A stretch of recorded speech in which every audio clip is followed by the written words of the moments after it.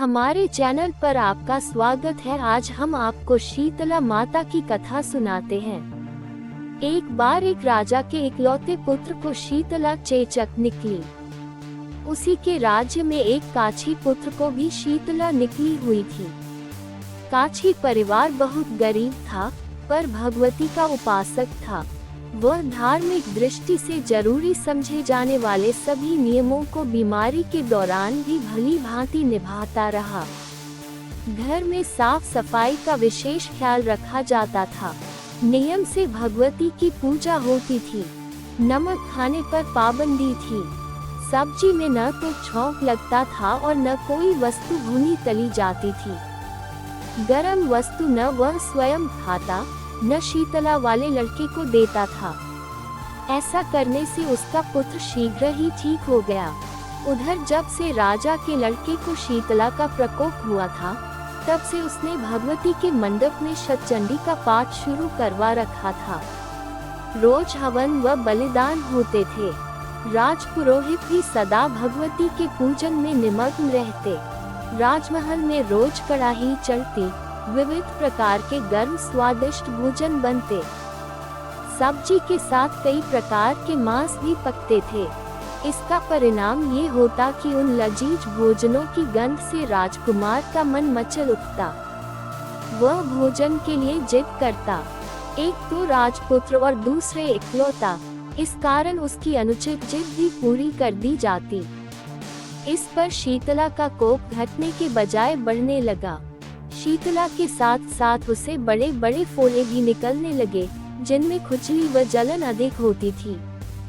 शीतला की शांति के लिए राजा जितने भी उपाय करता, शीतला का प्रकोप उतना ही बढ़ता जाता।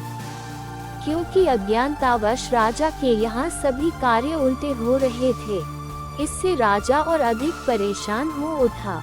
उसकी समझ में नहीं आ रहा था कि इतना सब होने के बाद भी शीतला का प्रकोप शांत क्यों नहीं हो रहा है। एक दिन राजा के गुप्तचरों ने उन्हें बताया कि काछी पुत्र को भी शीतला निकली थी, पर वह बिल्कुल ठीक हो गया है। ये जानकर राजा सोच में पड़ गया कि मैं शीतला की इतनी सेवा कर रहा हूँ, पूजा व अनुष्ठान में कोई कमी नहीं, पर मेरा पुत्र अधिक रोगी होता जा रहा है, जबकि काछी पुत्र बिना सेवा पूजा के ही ठीक हो गया। इसी सोच में उसे नींद आ गई।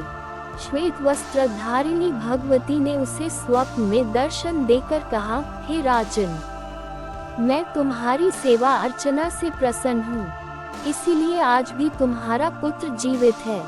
इसके ठीक न होने का कारण यह है कि तुमने शीतला के समय पालन करने योग्य नियमों का उल्लंघन किया। तुम्हें ऐसी हालत में नमक का प्रयोग बंद करना चाहिए। नमक से रोगी के फोड़ों में खुजली होती है। घर की सब्जियों में छौंक नहीं लगाना चाहिए, क्योंकि इसकी गंध से रोगी का मन उन वस्तुओं को खाने के लिए ललचाता है।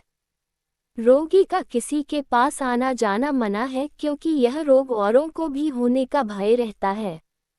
अतः इन नियमों का पालन कर, तेरा पुत्र अवश्य ही ठीक हो जाएगा।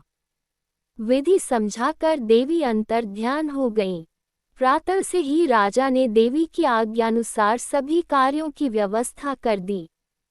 इससे राजकुमार की सेहत पर अनुकूल प्रभाव पड़ा और वह शीघ्र ही ठीक हो गया। इसी दिन भगवान श्री कृष्ण और माता देवकी का विधिवत पूजन करके मध्यकाल में सात्विक पदार्थों का भोग लगाना चाहिए। ऐसा करने से पुण्य ही नहीं मिलता, बल्कि समस्त दुखों का भी निवारण होता है।